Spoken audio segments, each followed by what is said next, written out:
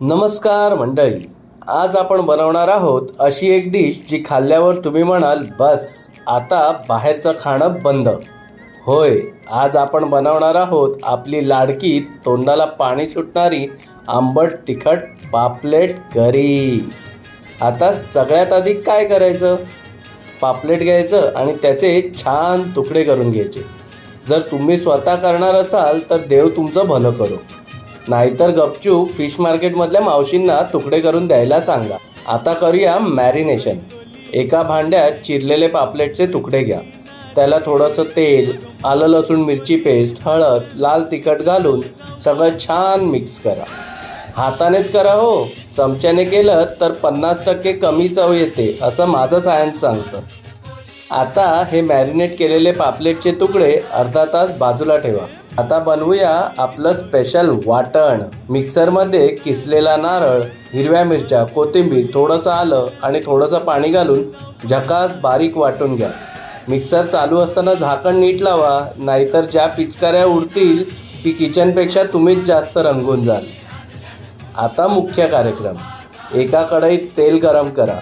तेल गरम झालं की त्यात टाका आलं लसूण मिरची पेस्ट आणि परता परता परता. तोपर्यंत परता जोपर्यंत शेजारी येऊन विचारत नाहीत काय स्पेशल बनतंय आज. आता टाका हळद आणि छान परता. आता त्यात वाटण घालून 2 चमचे लाल तिखट घाला. झणझणीत पाहिजे असेल तर थोडं एक्स्ट्रा टाका, पण नंतर जेवताना 1 लिटर थंड पाणी घेऊन बसायला विसरू नका. आता त्यात पाणी घालून मॅरिनेट केलेल्या पापलेटच्या तुकड्यांची एंट्री द्या. एक एक तुकडा हळूच सोडा. जोरात सोडले तर पापलेटसुद्धा घाबरतील.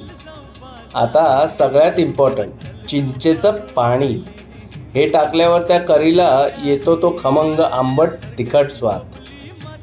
आता चवीनुसार मीठ घालून घ्या. लक्षात ठेवा, मीठ चवीनुसारच घाला हो. जास्त झालं तर पापलेटला वाटायचं पुन्हा समुद्रात आलो की काय. आता हलकेच मिक्स करून घ्या. 15 मिनटं शिजून द्या.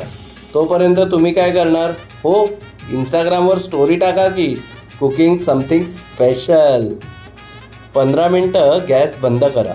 वरून कोथिंबीर टाका आणि बस तयार आहे आपली झकास पापलेट करी. आता सर्व कसं करायचं, गरमागरम भात किंवा भाकरी आणि बाजूला फोडून ठेवलेला कांदा आणि पहिला घास घेतल्यावर डोळे बंद करून फक्त एकच शब्द येईल, वा. चला तर मंडळी, ही रेसिपी नक्की ट्राय करा आणि खाल्ल्यावर आम्हाला सांगा तुम्ही जास्त खुश झालात की तुमची फॅमिली. पुन्हा भेटूया अशाच मजेदार रेसिपीसोबत. तोपर्यंत खा, प्या आणि आनंदी रहा.